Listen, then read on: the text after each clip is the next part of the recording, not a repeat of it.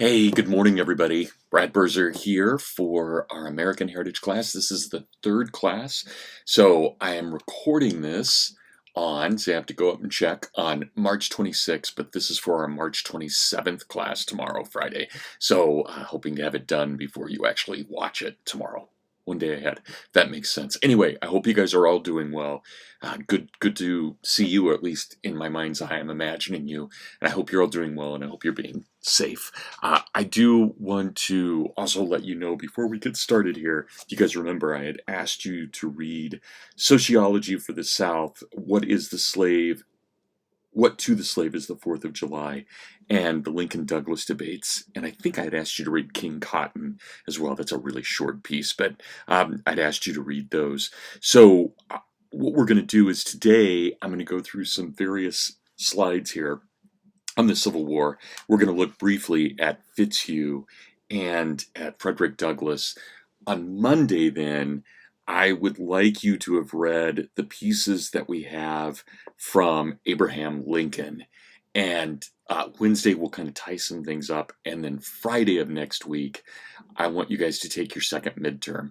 So basically, during the time that you would be in class, so if you're in the 10 o'clock class at 10 o'clock Eastern time, I will be giving you the exam. If you're in the 11 o'clock class at 11 o'clock Eastern time, I will be giving you the exam. And what that means is I will send you the exam via email, and you guys type out your answers, and you have about an hour to get those back to me. So I will get you a study guide for that exam sometime today or tomorrow. But anyway, so I want everybody to know that next Friday, right? So a week from this Friday, next Friday, I will be having you take your midterms. So in lieu of me giving a lecture like this, again, I will send you the email right at the time you're going to be taking the exam. If for some reason you have a problem taking the exam, and I realize for those of you who are out California, Oregon, and Washington, this may be a bit of a problem because you have to take your exam. I think it's 7, right? And if that's just too much of a problem, that is if you're in the 10 o'clock class, email me and let me know. But unless I hear otherwise, I'm going to assume that you will all be taking that exam at Friday at the time, Eastern time, that you would have been in class with me. I don't know another way to do it, but obviously we can make individual exceptions. So as always, you guys are welcome to study all you want together going up to the exam, but you'll need to take your exam independently. And of course, you're bound by the honor code to do that in every decent possible way. So yeah, that's where we're at. So we'll get back to that, at least in an email. I'll let you know, and I'll send you a study guide for what that is. It'll probably be just a couple of maybe 2 essay questions, summing things up. I'm not sure yet, but I will get that to you. So anyway, I'll get that to you soon. So I'd like to turn for a moment to Fitzhugh's Sociology of the South. This is on page 387 of your reader. Fitzhugh was a very well-known intellectual of the South, and he was, for all intents and purposes, he was what we would call a Southern Marxist. In fact, he believed very strongly that Marx had things right, but that Marx didn't understand that the true community would not be the nation as an association, which is very much out of the French Revolution, but he thought of it much more as the true community, the true association would be found in the plantation, and that the plantation, where you have the hierarchy of the plantation owner, that is the white patriarch, over everybody under him, his belief was, and so that would be whites and blacks would be under him in this extreme hierarchical view of things. Remember back to William Byrd that you guys had to read.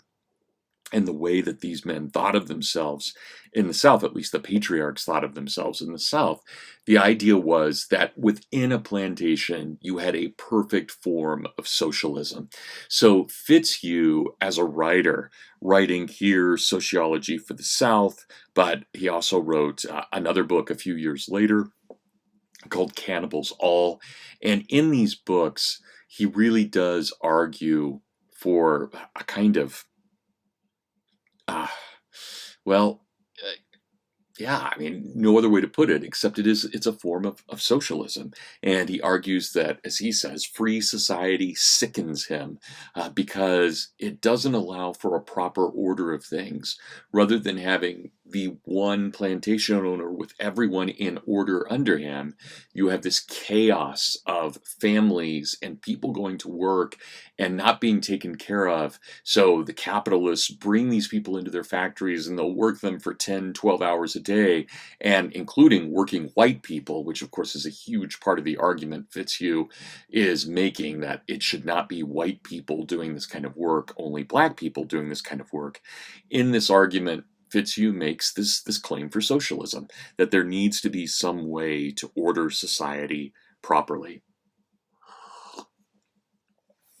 So in this argument, as we see here on page 387, Fitzhugh says, "We have already stated that we should not attempt to introduce any new theories of government and society, but merely try to justify old ones, so far as we could deduce such theories from ancient and almost universal practices. Now it has been the practice in all countries and all ages in some degree to accommodate the amount and character of government control of the wants, intelligence, and moral capacities of the nations or individuals to be governed. A highly moral and intellectual people, like the free citizens of ancient Athens, are best governed by a democracy. For a less moral and intellectual one, a limited and constitutional monarchy will answer. For a people either very ignorant or very wicked, nothing short of military despotism will suffice. So among individuals, the most moral and well-informed members of society require no other government than law. They are capable of reading and understanding the law, and they have sufficient self-control and virtuous disposition to obey it. Children cannot be governed by mere law. First, because they do not understand it, and secondly, because they are so much under the influence of impulse, passion, and appetite that they want sufficient self-control to be deterred or governed by the distant and doubtful penalties of the law.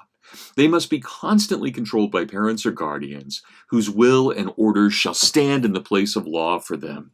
Very wicked men must be put into penitentiaries, lunatics into asylums, and the most wild of them into straitjackets, just as the most wicked of the sane are manacled with irons, and idiots must have committees to govern and take care of them.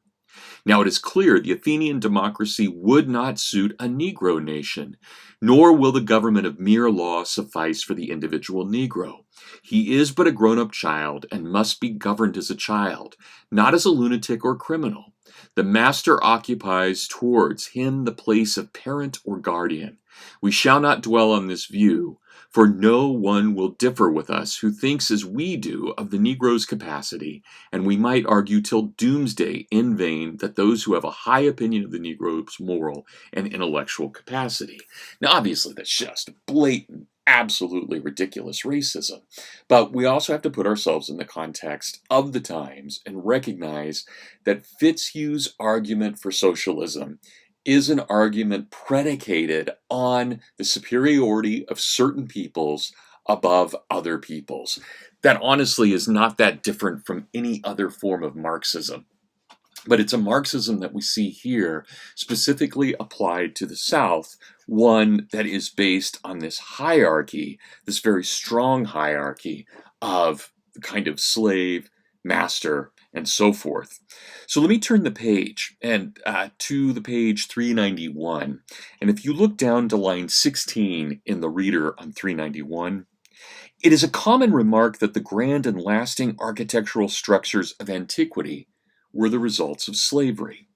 The mighty and continued association of the labor requisite to their construction, when mechanic arts are so little advanced and labor-saving processes unknown, could have been only brought about by a despotic authority. He's thinking of things like the pyramids, like that of the master over the slaves.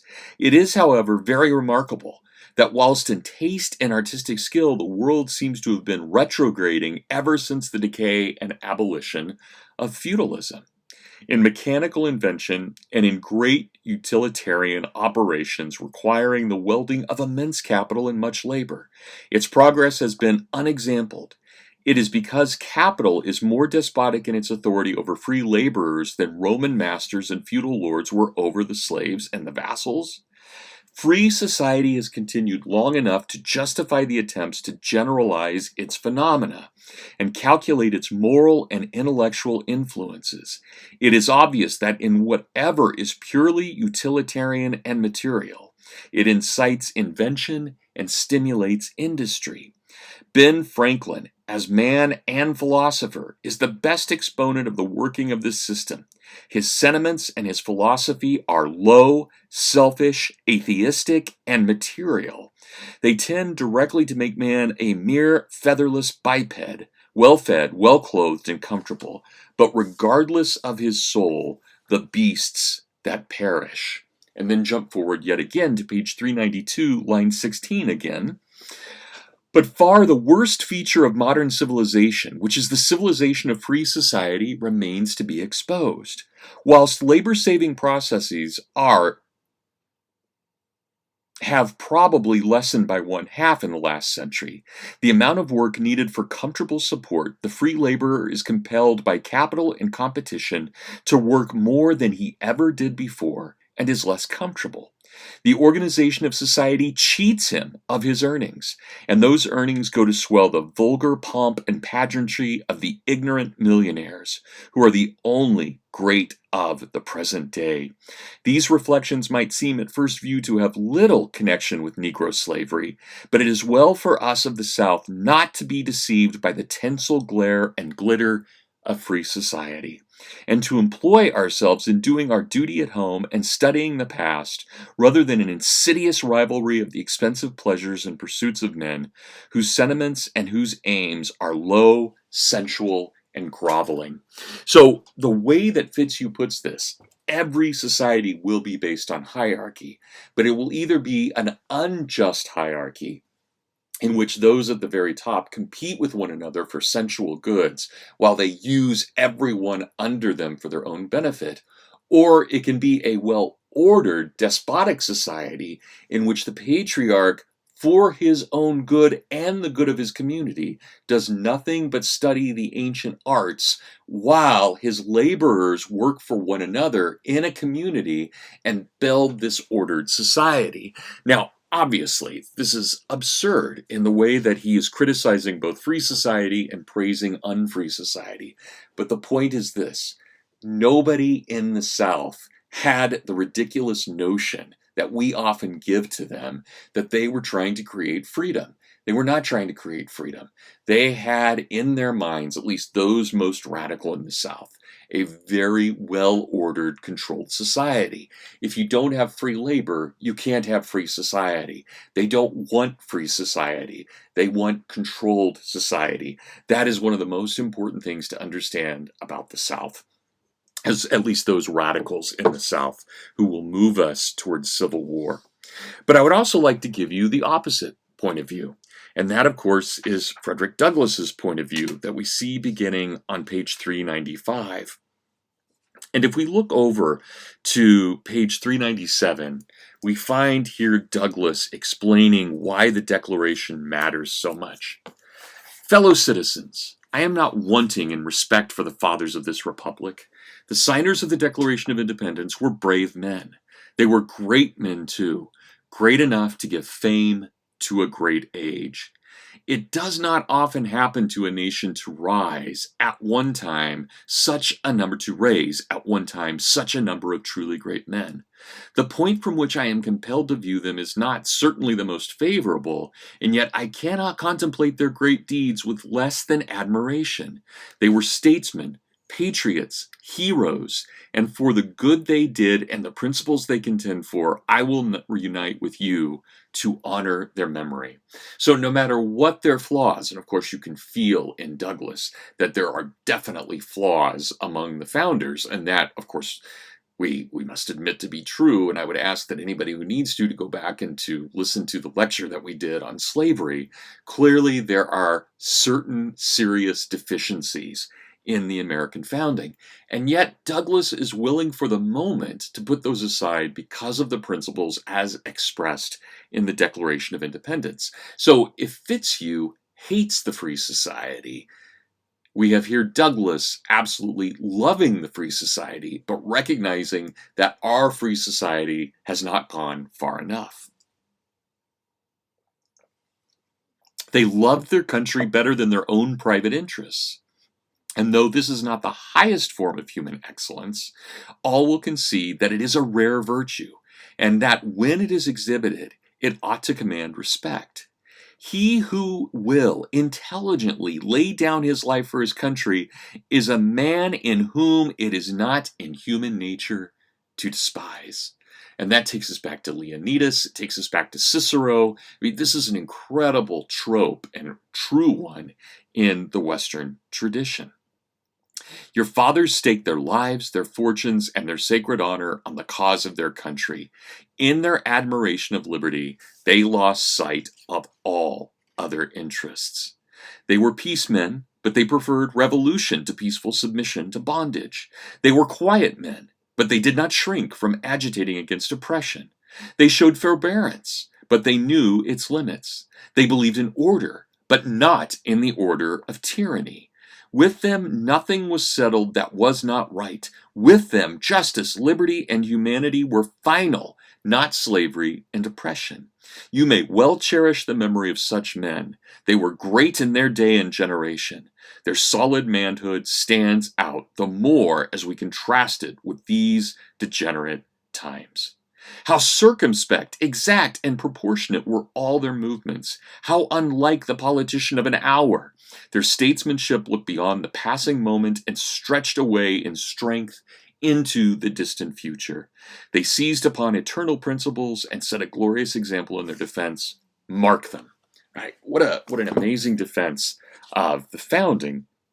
And of course, we have this idea here very strongly of that defense of free society. So keep that in mind. We've got this great juxtaposition again. Fitzhugh arguing for a kind of Marxism for the South, and Frederick Douglass arguing for a free capitalist society, one of free labor, free movements of people, free migration in the North. And those two attitudes are radically different one from another. So I want to turn your attention to what we have here on my desktop, not my papers or anything over there, or my Total War Warhammer 2, which, by the way, I still have not played. I downloaded it when it was on sale through a Humble Bundle, but haven't tried it yet. It looks way too advanced for me. And I haven't gamed in 20 years or so. So anyway, that was a whim to buy that. But there it is, sitting on the desktop. But I want you to look at this side of the desktop over where my mouse is moving. So when we met last 2 days ago, which, again, I'm recording this on a Thursday, so I recorded that one on a Tuesday, but really for Monday's class, we were looking at this slide from the fine people at W.W. Norton here from about 25 years ago, this slide showing how radical the Missouri was entering into the Union because of how it really does stick out into the North. And it also means that the people of Missouri, in terms of owning slaves, will be always insecure because unlike, say, Tennessee, where if a slave escapes, they can only escape into another slave state. If you're in Missouri, you could move into Illinois, you could move into Iowa, or into Kansas or Nebraska. It is surrounded on 3 sides by free areas, and that will always be a bit of an insecurity for Missouri, and it will make Missouri wonder about its own position. But certainly what matters most for us at this point is the fact that Missouri is that first really great Western state to come in, not as a free state, as should have been expected by the Northwest Ordinance, but as a slave state in violation of the spirit of the Northwest Ordinance. We will not see another major compromise until 30 years later, when we get to what was called the Compromise of 1850, or sometimes called the California Compromise. Now, one of the things to keep in mind about all of this is that the United States is expanding really, really quickly. So remember in 1801, when Thomas Jefferson is speaking, he says it will take at least 1,000 years for American settlement to reach St. Louis, right about there. Right? To reach St. Louis, it will take 1,000 years to move across. And here we are in 1850, a mere 49 years after Thomas Jefferson made that prediction. And we have, because of the Mexican War, taken control over the entire, what is now the continental 48 United States, with the very small exception of that area around Tucson in southern Arizona. We control the entirety of the North American continent.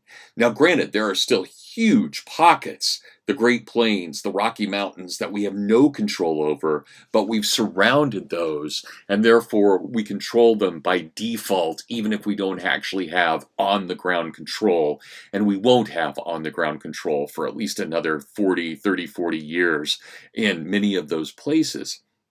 And the last homestead won't be taken up in North America until 1919, at least in the 48 United States. There will be some still taken up into the 1930s in Alaska. But in North America proper, that is in the 48 continental states proper, 1919 is the last homestead, and that is in Montana. But still, politically, by 1850 and really by 1848, we control all of the Pacific coast and all of the Atlantic coast. We control the Gulf of Mexico, and therefore we have security over all of our borders, even if we don't always have law and order at every place internally. Now, the Compromise of 1850 was even less satisfying than the Compromise of 1820. And here you can see that old Missouri Compromise line, which, if you remember, at the very end of class 2 days ago, I asked you to remember 3630, because that line was regarded with the kind of sacredness that only the Constitution held at the time. So this line and this compromise, for the people who were a part of that compromise, had basically the status of a constitutional amendment. But now we're 30 years later, and while there are still some people in Congress, like Henry Clay, who have been around that long, we really have an entirely new generation of Americans who no longer have the great institutional memory of that debate of 1820. So by 1850, they no longer hold that 1820 compromise to be sacred any longer. And so what are they trying to do, and what do they think? Well, if we extend that Missouri Compromise line, 3630, all the way across to the Pacific, it would mean that basically all of New Mexico, all of Arizona, and all of Southern California would come in as slave states if we extended it that far. But who wants to extend it quite that far? And people aren't quite sure, well, what are we going to do with these? In particular, you're probably not, for environmental reasons, you're not going to be able to have any kind of satisfactory slavery from a slaver's standpoint in New Mexico or Arizona. It doesn't fit with the environment. So chances are good New Mexico and Arizona, even if they were declared to be slave territories, would not be slave territories, because there's no slavery that could work in any large scale way in these regions.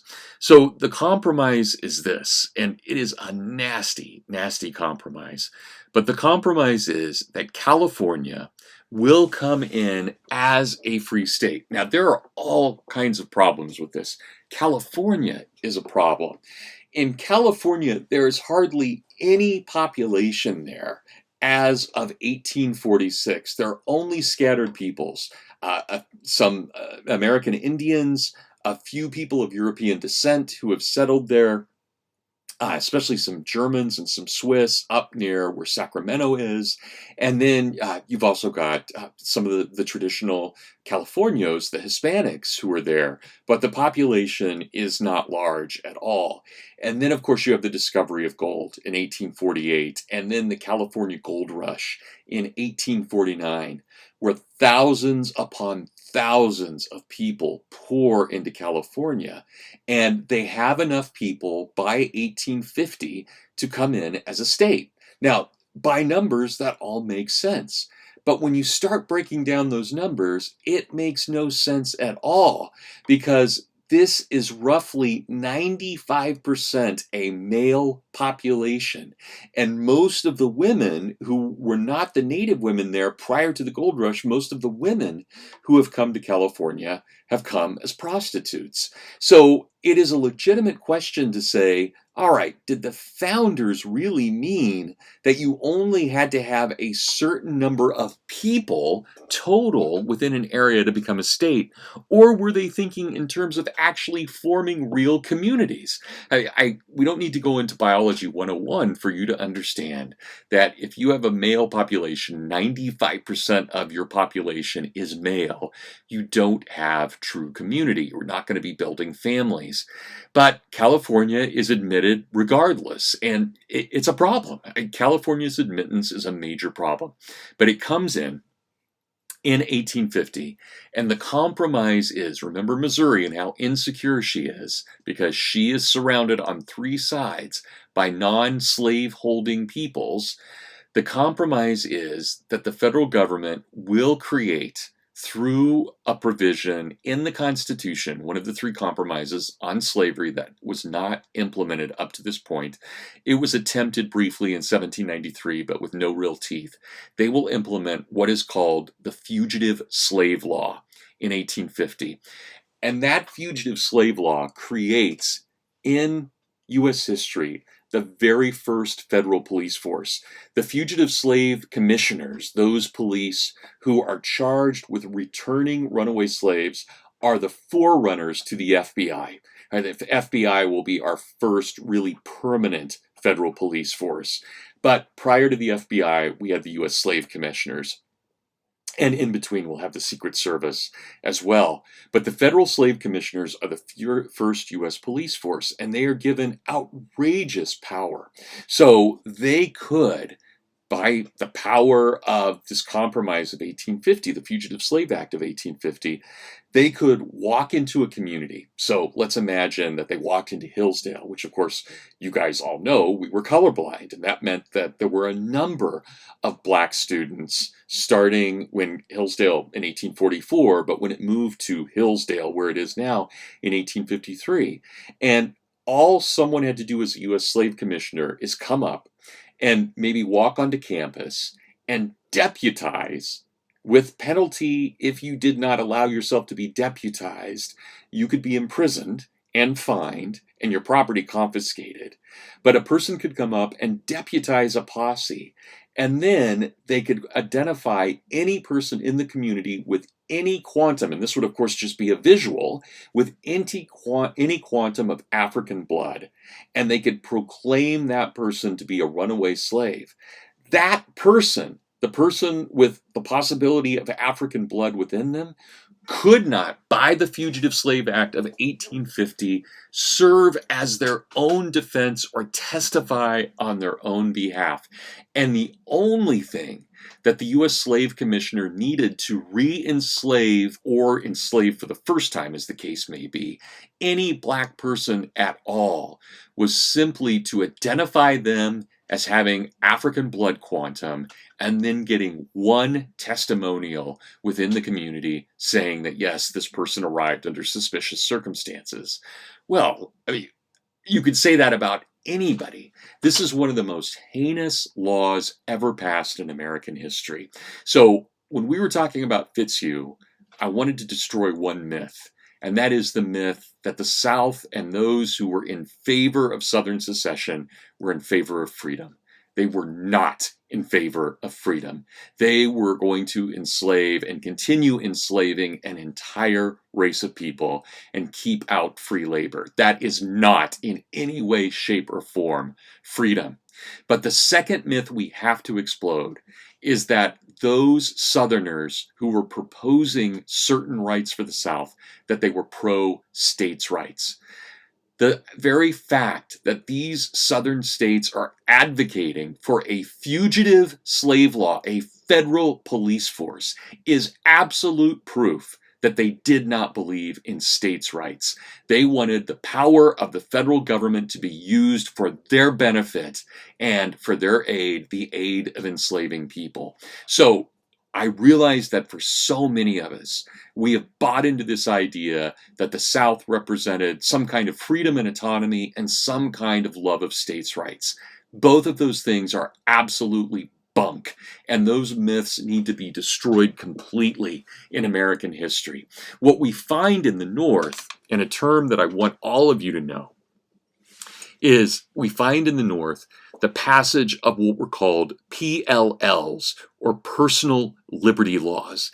And these personal liberty laws said that no matter what the federal government desired, no one in a state, such as in Michigan, no state personnel, no state property, no state monies could ever be used in any way to help return a fugitive slave.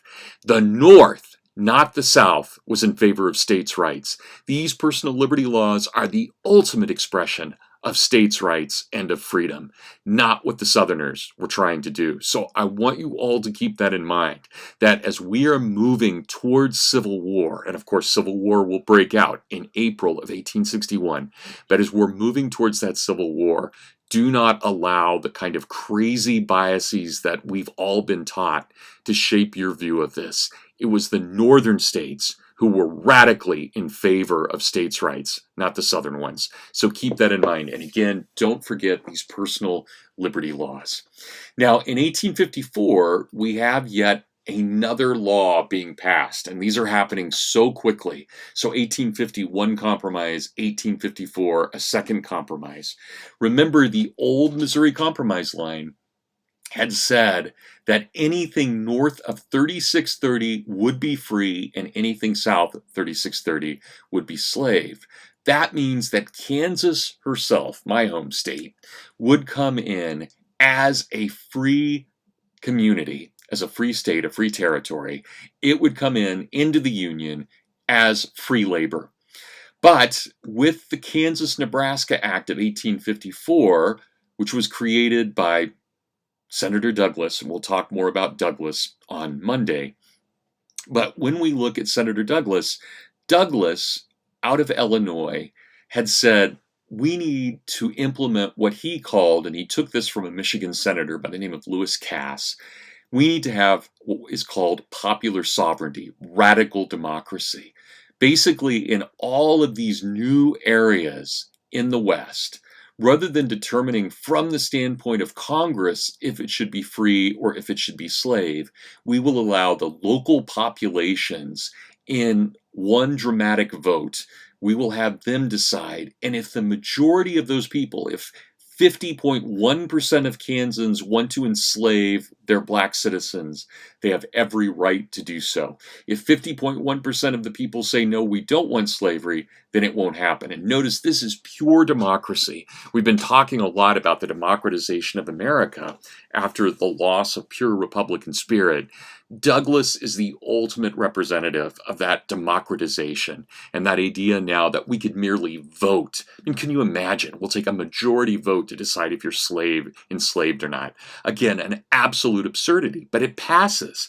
Barely passes, but it passes. We get the Kansas-Nebraska Act of 1854, and really we'll find that the Civil War begins in Kansas about 1855, and especially in the spring of 1856 with what was called the Sack of Lawrence and the burning down of Lawrence in May of 1856. But you get border ruffians and jayhawkers. Jayhawker was the name of those people who were anti slavery, who were pro-free labor. That's where the KU Jayhawks, that's where that comes from. The Border Ruffians were those who favored enslaving everybody. And by the way, I realized that I promised to keep these lectures G and PG, but the real name of the Border Ruffians was not Border Ruffians. They were called the Pukes, Pukes, because they would drink so much and vomit on their way into Kansas as they tried to impose their tyranny upon the Kansans there. So incredible kind of conflict already developing.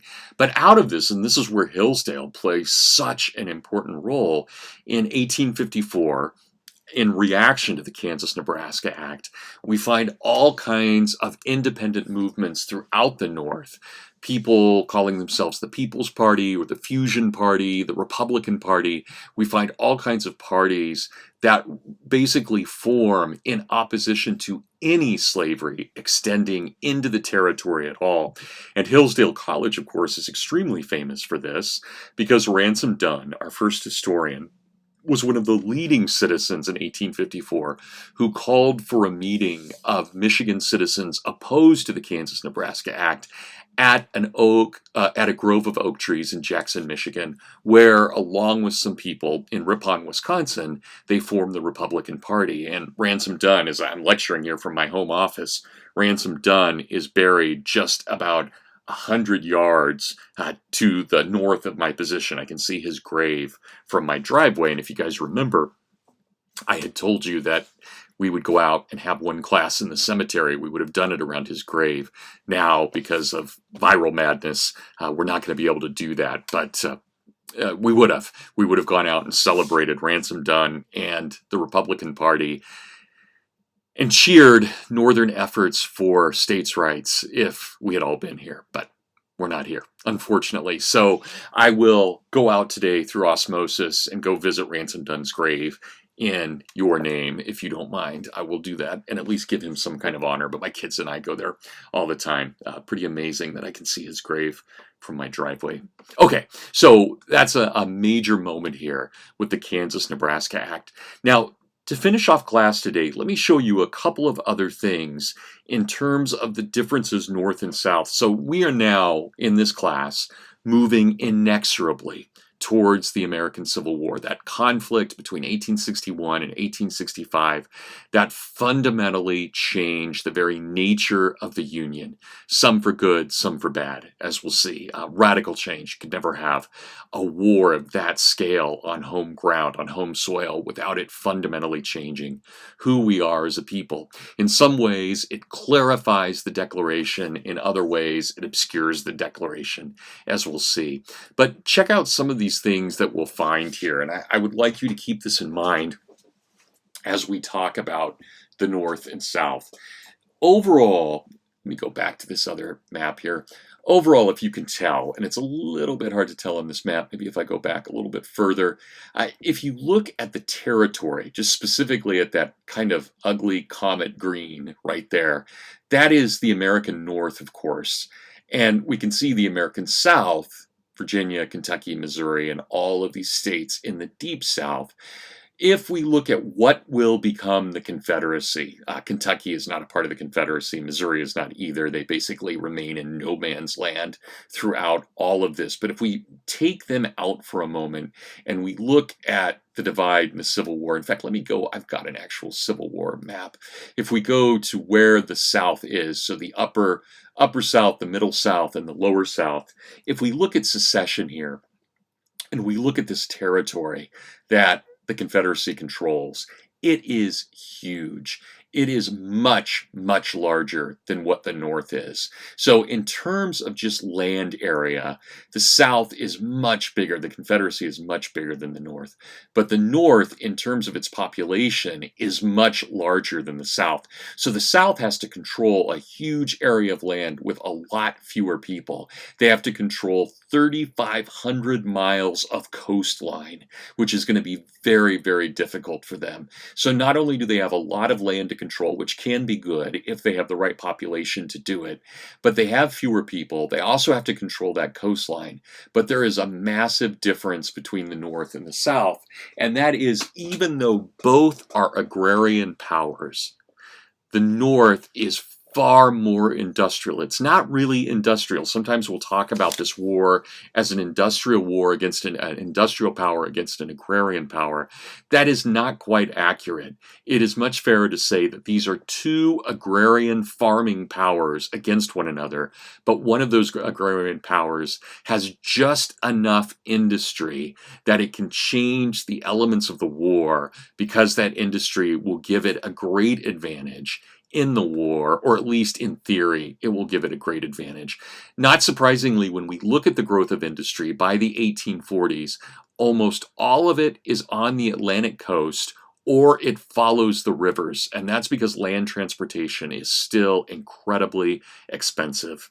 The South, though, is really shaped by its unfree labor. Here, of course, we see the slave labor population of 1860, extremely dense in places like Virginia and in South Carolina. In South Carolina, you actually have majority slave. It's the only slave state where you have that majority slave, majority black, controlled by a minority of whites, but elsewhere it's relatively spread out with obvious concentrations in various areas. But the real key to looking at these differences is not by looking at where the slave population is necessarily, but by judging where land transportation will begin to develop. And it will begin to develop rather seriously starting about 1850. The first railroad in America is in the 1830s. But we can see here that the railroads are just starting to develop, and these will be the first really cost-beneficial ways to move goods inland. They will replace, ultimately, water. Let me rephrase that. They will replace and augment water. We still have never lost water transportation, nor ever will we, especially on the Great Lakes. But it becomes a point where land transportation can at least compete and then in some ways outdo water transportation. But it's going to take the railways. And we can see here in 1850, we have fairly extensive railway lines. Now, most, not surprisingly, are moving the industrial goods there around Boston and Providence and Albany and New York. You can see that great kind of quadrangle there of industrial might. But in the South, it's not terrible by any means. We have railroads leading from Wilmington all the way up to Washington through Richmond. We have from Charleston to Atlanta and Chattanooga. But jump forward one full decade, and I want you to keep a couple of things in mind here. Now look at this, is going to be somewhat shocking. Look at that. It's like the arteries of a body here. What a change. Let's go back to 1850 and a decade later, 1860. Okay, here's something to keep in mind about this. Every single railroad in America that's developed in the 1850s is a privately funded business. Unlike the canals, which were publicly funded for the most part, not everywhere, but for the most part, railroads were totally private. Now, that doesn't mean all of those people who built railroads are going to make money, but only railroads are built only where someone thought they could make profit, and they're only going to make profit in areas where you can make profit. Free labor, free immigration matters hugely in this region here. What else do we notice? We notice that the North itself is almost completely independent of any other power because it can trade from Boston and Providence and New York all the way to Chicago and into Indianapolis and so forth, right? That's incredible that we have these railways. And not too surprising that Missouri, which in terms of much of its trade is connected to the Northeast, Missouri will remain neutral throughout much of the American Civil War. It will not take the side of either the North or the South during the war, though it is forced to in a variety of ways, or at least its troops are, as we'll see. But look at that growth of railroads. It's just astounding, and it shows you the industrial power of the North. All right, a couple of quick figures here. You guys can obviously pause and write these down at your own leisure. But look at the northern population. In 1860, there are 19 million whites, and that's not including the 3 million in those border states, but 19 million whites, whereas in the South, there are only 7.75 million whites. That means that the northern population, in terms of the number of men it can draw upon in fighting, is almost twice that what the South can depend upon.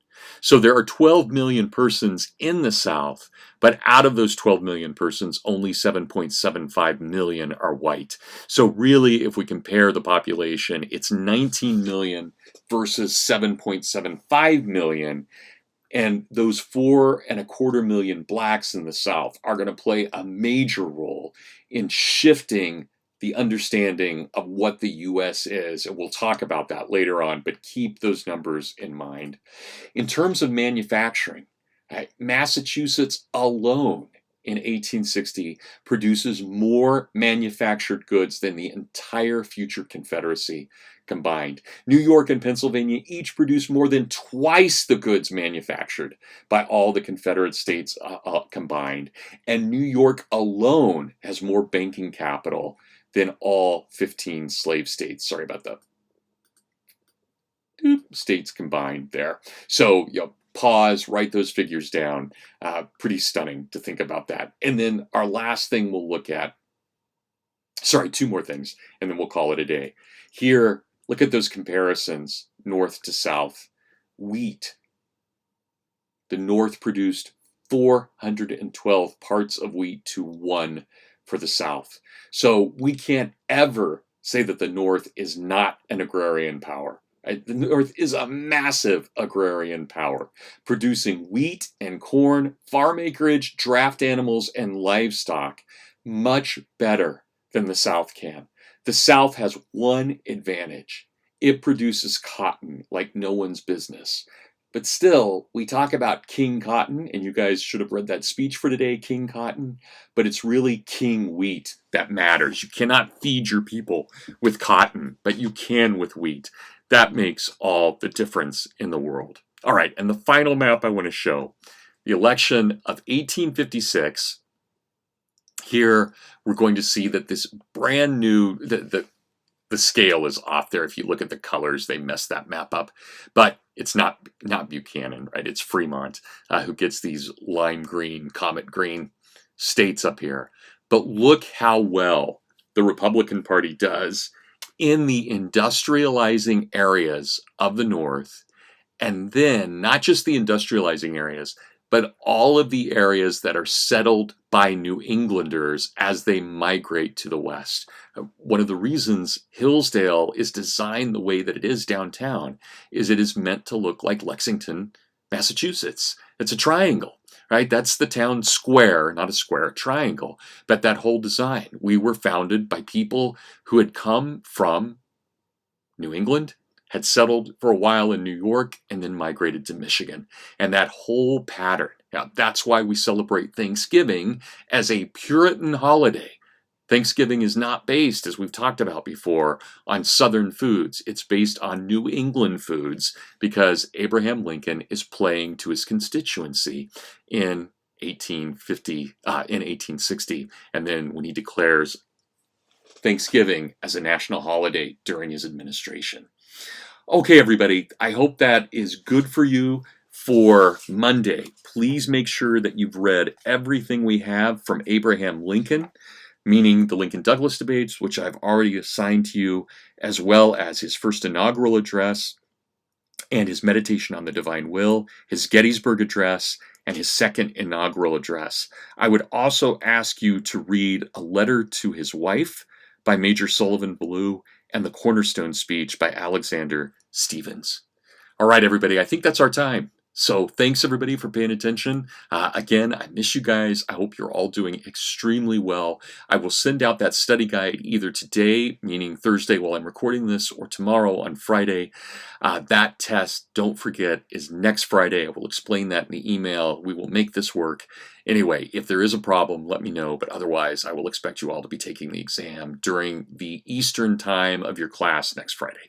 All right, guys, everybody, thank you so much. And until next time, God bless.